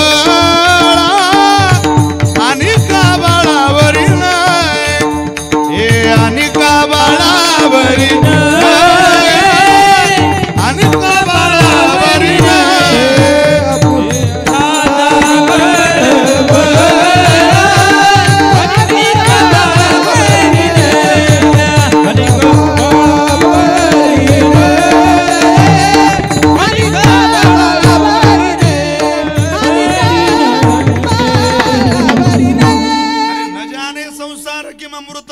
विषमय. क्वचित विद्वद गोष्टी, क्वचित पिसुरा मत्त कलह, क्वचित विनावाद, क्वचित हे हृदितम, क्वचित रम्या रामः, क्वचित जरा जर जर तनूर. न जाने संसार किम अमृतमय किम विषमय. प्रेम करणारी लोक पाहिली की असं वाटतं संसार चांगला आहे, जग चांगलं आहे. आणि विषानं भरलेली माणसं पाहिली, क्रोधानं भरलेली माणसं पाहिली, तिरस्कारानं द्वेषानं मत्सरानं भरलेली माणसं पाहिली की असं वाटतं हे विषयासारखं आहे. काय म्हणावं? अरे तुमचा माझं प्रेम हे भेदातलं प्रेम आहे. तसं आईचंही प्रेम भेदातलंय, पण लेकराविषयीच. हो, अन्यतर तिची भावना भेदाची जरी असली तरी तिचं प्रेम भेदाचं. इतका भेद आहे तिच्या प्रेमात, तिला जेवढं तिचं जवळचं वाटतं तेवढं दुसरं नकोच वाटतं. महाराज आपुलियाचा कळवळा आणि का बाळावरी नये, यात बऱ्याचदा तिला समाजाचा वाईटपणा घ्यावा लागतो, पण लेकरा करता ती घेऊन चालते. शेमळं असलं तरी ते म्हणते माझंच आहे. का? ती खरंच तिचं आहे. तिच्यावर, त्या बालकावर तिचं अनन्यसाधारण प्रेम आहे. आपलं प्रेम घरात नाटकातलंय आणि तिचं प्रेम या नात्यातलं सत्यातलंय. तसंच संतांचं प्रेम जीवावर आहे. तुम्हाला मला सांभाळण्याचं व्रत मुंबईकर संतांनी घेतलेलं आहे. तुकोबारे म्हणतात, लेकुराचे हित वाहे जाणे माऊलीचे चित्त, वाहे माऊलीचे चित्त. माऊली ते चित्त वाहून नेते. त्या माऊलीला कळतं, संत रूपी माऊलीला, जीवाच्या भल्याचं नेमकं आहे तरी काय. महाराज म्हटले, अनेक जाती आहे जगात, पण आईशी कळवळ्याची जाती करीला भावीन प्रीती, अशी एकच जात आहे जी मोल न घेता प्रेम करत राहते. इथं काय कोणाला प्रेम मिळतं? मागून प्रेम मिळत नाही. वक्ते बाबा एक उदाहरण सांगायचे. म्हणे अंतयात्रेत, प्रेत यात्रेत एक जण गेला, संपलंय कीर्तन, कीर्तन संपलंय. ज्या वेळेला सुरू झालं त्यावेळेला थांबवलं पाहिजे. तारीख घेताना काही पूर्ण अभंग सुटला पाहिजे असं ठरलं थोडीच आहे आपलं. त्यामुळे काय उमेश भाऊ काही गुन्हा दाखल करतील का आपल्यावर की काय? वेळ संपली, कीर्तन संपलं. अंतयात्रेत एक जण गेला आणि त्यानं पाहिलं खूपच गर्दी म्हणे प्रेत यात्रेत. त्यानं विचारलं का कोण वारलो? म्हणे त्या 4 खांद्यांच्या वरती जो आहे ना तोच वारला माझ्या अंदाजानं. अरे म्हणे तुला काही बुद्धी येईल काय उत्तर देताना? कसं उत्तर देऊन राहिला? नाही म्हणे तुम्ही पुढे जाऊन विचारा. मग तो पुढे गेला आणि त्यानं पाहिलं एका माणसाच्या हातात मळकं होतं आणि दुसऱ्याच्या हातात कुत्रं होतं. त्यानं विचारलं म्हणे का मळकं आणि कुत्रं कोण वारलं तुमचं? तो म्हटलं माझी बायको वारली. म्हणजे मळकं? तो म्हणे बायको वारली म्हणून. आणि कुत्रं? तो म्हणे तेच तिला चावलं. आता इतक्या अडचणीच्या काळात जे आपल्या मदतीला धावून येतं त्याला असं वाऱ्यावर कसं सोडता? म्हणून मी आपलं स्मशानभूमीत घेऊन चाललो. तो विचारायला आलेला म्हणे कुत्रं तो कामाचा येईल का? तो म्हणे भाऊ 2-4 दिवस हे कुत्रं द्या तुम्ही आपल्याला. तो म्हणे येळे झाले का तुम्ही? हे मागच्या अंत्यविधीला नाही, निम्मे कुत्र्यासाठी जेलाय. फक्त रांगेत उभे, तुम्ही रांगेत उभे राहा. वक्ते बाबांचं उदाहरण आहे. बऱ्याच गोळ्या पेटवाव्या लागल्या मला, तुम्हाला फटाका फोडायला, पण तरी काही पूर्ण बत्ती पेटली नाही, आहे की नाही? गोळ्या वापरून सुद्धा प्रेम जगात. चला दुसरी गोळी वापरून पाहतो. आमच्या शेजारी एका माणसानं बाबा घटस्फोट घेतला. का? तर म्हणे बायको भांडण करते, रोज भांडते. आमच्या गुरुजी त्याला म्हणत घटस्फोट गेले का वादच मिटून दे. घटस्फोट घेतला, पण ती बाई एवढी झोलाल होती महाराज. त्या बाईनं याचा घटस्फोट घेतला, भांडणं करतो म्हणून घटस्फोट घेतला, पण त्या बाईनं 15 दिवसानं त्याच्या शेजारीशी लग्न केलं. पण भांडायला आलीस ती म्हणे तो नाही तर शेजारी, पण भांडीन तर मी तुझ्यासोबतच. अरे या जगातल्या कोणत्याही जातीबरोबर तिचं प्रेम जोडा. नाटकातलंय, अभिनयातलंय, पण ऐशी कळवळ्याची जाती एकच जात आहे, तिला आई म्हणतात. ज्या महिलांची माहेरातली माय गेली त्यांना विचारा आईचं प्रेम कशाला म्हणतात. तुमचे भाऊ करोडपती असू द्या महिलांनो माहेरात, पण भावाजवळ आईचं प्रेम नाही. आई आई आहे. जगात इतरांबरोबर तिची तुलना करता येत नाही. ती काय करते लेकरा करता तुकोबरणी पुन्हा आईकडे नेलं. पोटी भारवा हे त्याचे सर्व स्वई साहे, ऐसी कळवळ्याची जाती करीला भावीन प्रीती. कोण? अरे खारट खात नाही, आंबट खात नाही, तुरट खात नाही, केवळ लेकरा करता. 9 महिन्याचं वजन सांभाळते, बाळा करता तिचं प्रेम आहे म्हणूनच सांभाळते. अन्न कमी, माझ्या बाळाला जागा राहिली पाहिजे, त्याला त्रास होऊ नये, त्याला हे खाल्लं तर त्रास होईल, असं वागलं तर त्रास होईल, हे उचललं तर त्रास होईल, सगळे अपार कष्ट सहन करते. पण जन्माला आल्या आल्या त्या लेकराच्या पुढं नाव लावते नवऱ्याचं. ही उदात्त भावना तिच्या संस्कारात, आचारात, विचारात केवळ आईकडे. विनामूल्य जी प्रेम देत राहते तिला आई म्हणतात. म्हणून तिचं पुण्यस्मरण जर करण्याचं सौभाग्य आपल्याला मिळत असेल तर आता उमेश भाऊ, अविनाश दादा, ही सगळी भावंड काही भगवंताला मागू नका. काय मागता दुसरं? न मागता परमेश्वरानं इतकं प्रेम आईबद्दल तुमच्या उरात भरलंय, अंतकरणात भरलंय. तेच प्रेम सदोदित परमेश्वरानं टिकवावं ही प्रार्थना या निमित्तानं आजच्या भजनातून करूया. विठोबा रखुमाई विठोबा रखुमाई विठोबा रखुमाई विठोबा रखुमाई हरे विठोबा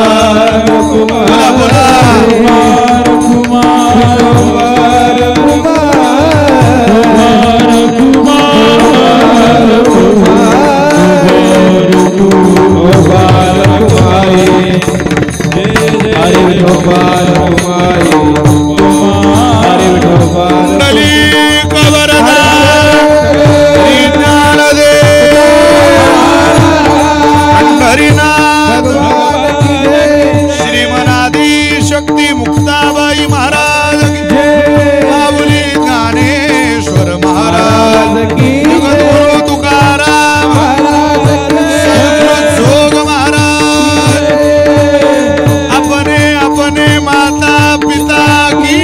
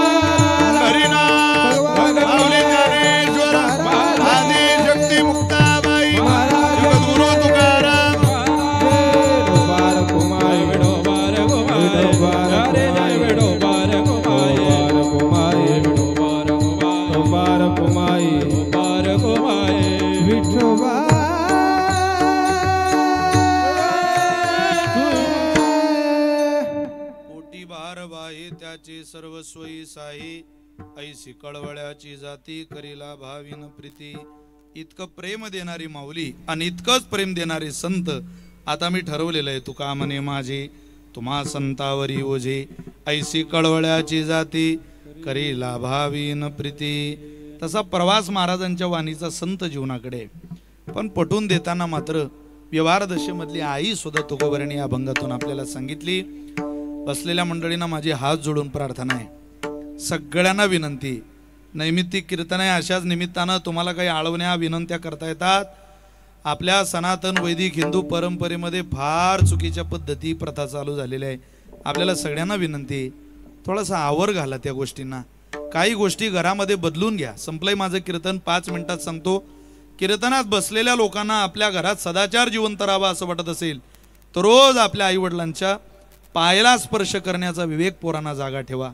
आई वडिलांचं अंतःकरण किती प्रेमळ आहे हे तुम्ही त्यांना दाखवा. बसलेल्या मंडळींनी ड्युटीवरून, जॉबवरून, नोकरीवरून, व्यवसाय व्यापारावरून घरी आल्यानंतर सगळ्यांनी ठरवा, माझी विनंती आहे तुम्हाला, फार हेकेखोरपणा करू नका. हे जगण्याची खूप चांगली संधी आहे आपल्याला आपल्या पोराबाळांकरता. 1 तास, रोज 1 तास घरात आले की आपला मोबाईल स्विच ऑफ करायचा संध्याकाळी, आणि त्या तासाभरात माझी विनंती हो तुम्हाला, कोणाशीच बोलू नका, फक्त आपल्या आईशी बोला, आपल्या वडिलांशी बोला. म्हाताऱ्या आई वडिलांजवळ गप्पा मारत बसा. विशेषतः त्या गप्पांमध्ये तुमचं बोलणं केवळ 10% असावं आणि त्या 90% दोघं माय बाप असावे. कितीही रागावलेला असाल, किती त्यांचा मनात तुमच्या राग असेल, तरी एवढं बसा, तुमच्या आयुष्याचं कल्याण होईल. अरे कोणाशी बोला धराव माणसानं, पण ज्या आईवडिलांनी आपल्याला ही सृष्टी पाहण्याची संधी दिली त्या मायबापाशी आबोला धरू नका. बसलेल्या लोकांना तुम्ही किती पैशावाले हे कोणी विचारत नाही. तुमच्या घरात आईवडिलांची काय सेवा चालली विचारण्याची पद्धत आहे. या पंढरीचा पांडुरंग परमात्मा आईवडिलांच्या सेवेनं ऋणी झाला म्हणून या पंढरपुरात आला. आपल्याला विनंती आहे, आपण तासभर त्यांच्याशी गप्पा मारा, बोला त्यांच्याशी, बरं वाटेल त्यांना. म्हातारपणात आईवडिलांशी गोड बोलणं हे म्हातारपणातलं टॉनिक आहे त्यांच्या. मुस्लिम समाजात 300 रुपयाचं भंगार विकून 300 रुपयाची कमाई करणारं लेकरू, ते पोरग ज्या वेळेला त्याच्या पत्राच्या घरात येतं त्यावेळेला तो पत्राचाही उंबरठा ओलांडून विचारतो घरात आल्या आल्या, अम्मा जान अब्बा जानने कुछ खाया. अरे 300 रुपयाच्या लेकराची कमाई आहे मुंबईकर, ऐका ऐका, 300 रुपये भंगार विकून पण 300 रुपये कमाई असणारं पोरग घरात आल्या आल्या विचारतं, अम्मा जान अब्बा जानने कुछ खाया, माझ्या बापानं काही खाल्लं.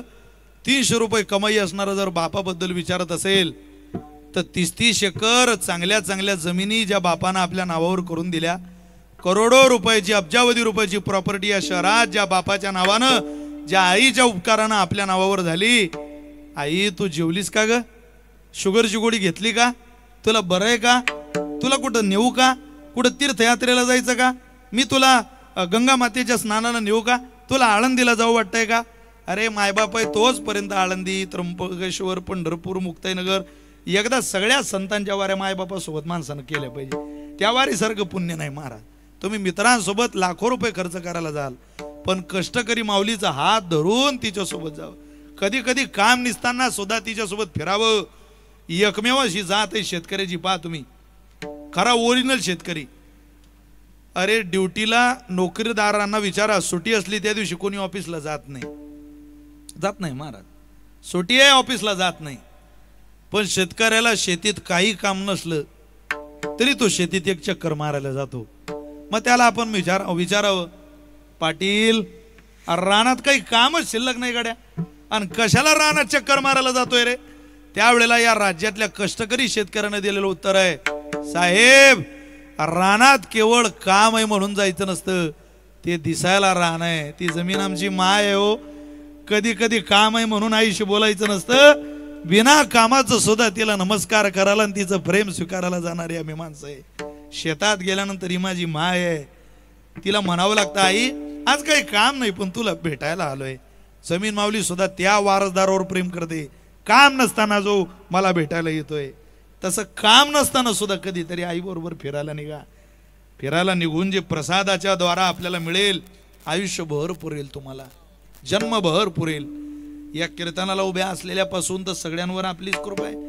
वारिंगे बाबांना विचारा, माणूस तसा लेकरू परमार्थात येत नाही हो. अरे 20 रुपयाचं ढोलक कृष्ण महाराजांच्या वडिलांनी कृष्ण महाराजांना आणून द्यावं, ज्याला मृदंग म्हणत नाही ढोलक म्हणतात, पंढरपुरातून, आणि ते लेकरा पुढे ठेवावं. आणि त्या ढोलकावर बोट थिरकणारा कृष्णा कधी महाराष्ट्रातला लाडका मृदंग वादक होतो हे कळत सुद्धा नाही. कधी गळ्यात टाळ 20 रुपयाचा टाळ आणून दिला, मायनं गळ्यात घातला असेल आपल्या, म्हणून ओंकार महाराजासारखा गायक, कैलास महाराज पवारासारखा गायक या राज्यात तयार झाला. तसं होत नाही महाराज.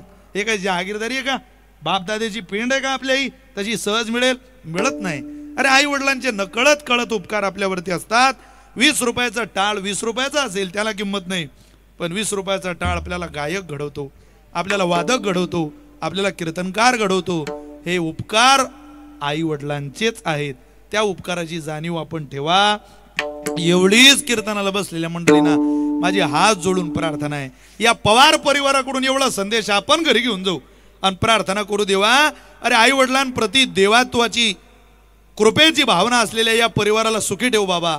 यश कीर्ती सदैव धन धान्य समृद्धी या परिवारात नांदू दे, या कुलात संस्कार नांदू दे, एवढीच प्रार्थना करूया. आई गेल्यानंतर सुद्धा जितकं प्रेम या उमेश दादांच्या या 4 भावंडांच्या पवार परिवारावर आपण केलं तितकंच प्रेम पुढे ही करा एवढी प्रार्थना सुद्धा या निमित्तानं आपल्या सगळ्यांकडे करतो आणि माझ्या वाणीला विराम देतो. सगळ्यांची इच्छा आहे पिंगळा म्हटला पाहिजे. तो म्हणता म्हणता माझा पार मुंगळा व्हायला लागला बाबा रोज, पण तो पिंगळा काही माझा नाद सोडत नाही. तो पिंगळा काही मी रोज म्हणायला म्हटलो नव्हतो, पण आता लोकांना आवडतं त्याला मी करू काय, ते काही माझं नाही. माझ्या ज्ञानोबराय तुकोबरायांची संतांची वचन आहे, योगी महाराजांचं त्यात एक वचन आहे, संतांचं ऐका आपलं भलं होईल, अन्यथा आपल्याला त्याचा परिणाम सुद्धा भोगावा लागेल. आवाज द्या आणि ऐकू द्या. काय परिणाम? थोडा असं सारखं पुढतो किंवा इकडे आवाज, मॉनिटर आवाज, मॉनिटरला द्या सगळ्याच माईक. हे जरी नाही काल तरी दुसरा येईल, हे जरी नाही काल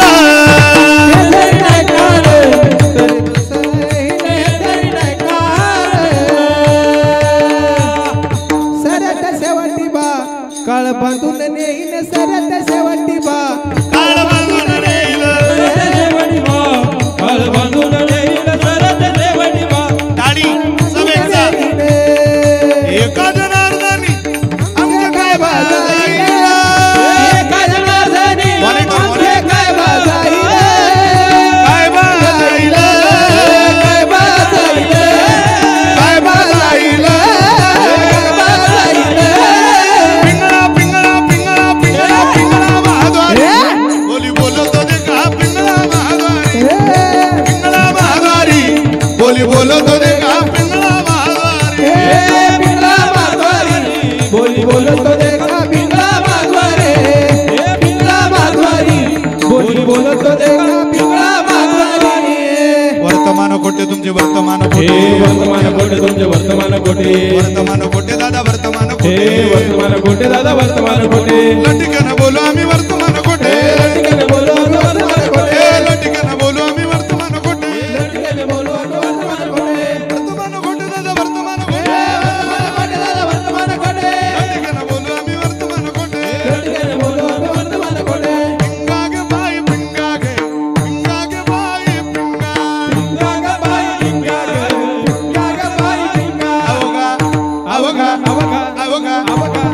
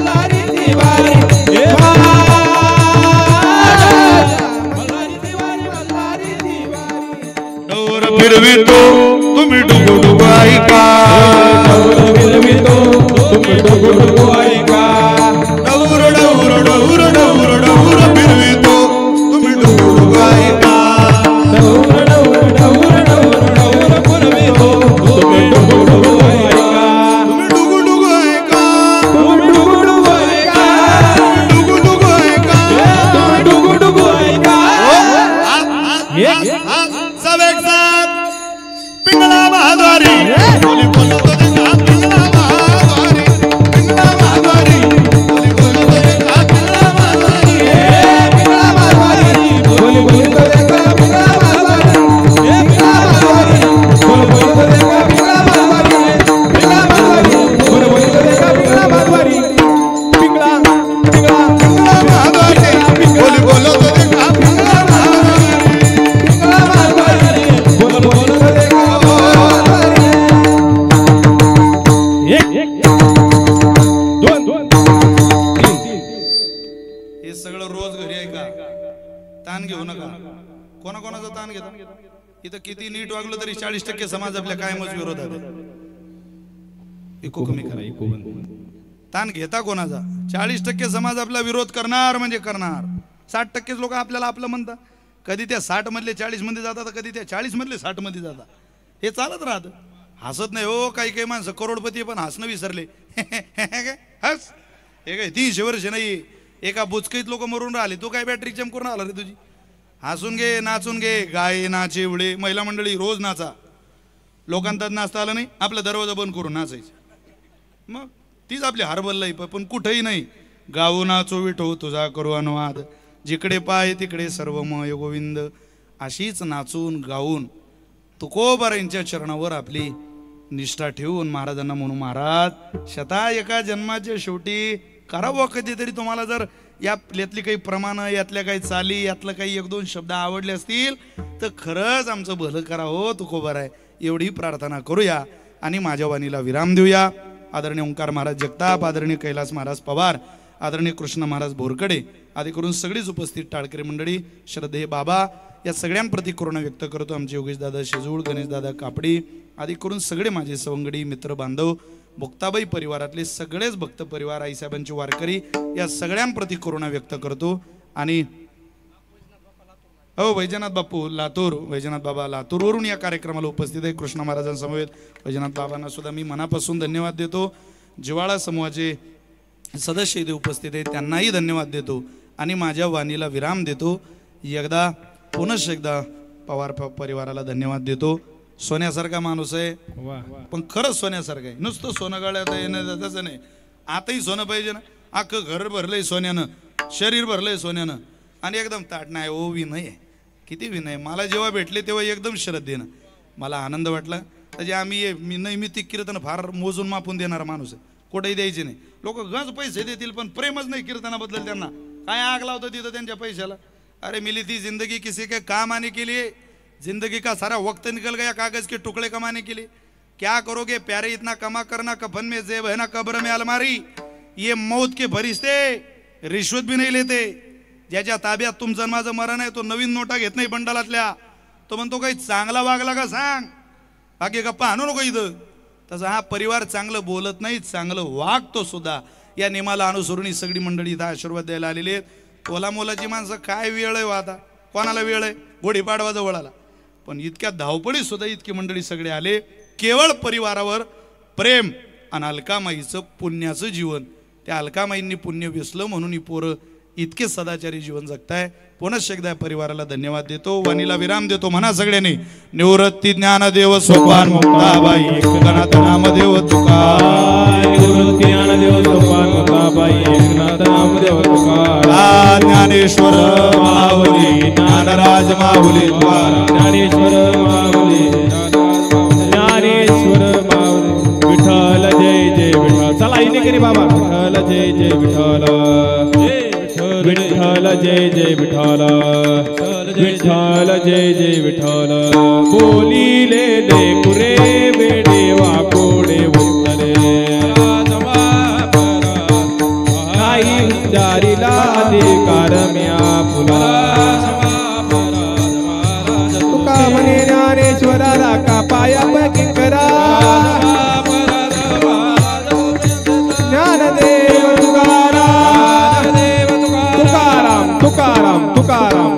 मंडळी कवरदार विठ्ठल श्री ज्ञानदेव तुकाराम पंढरीनाथ भगवान.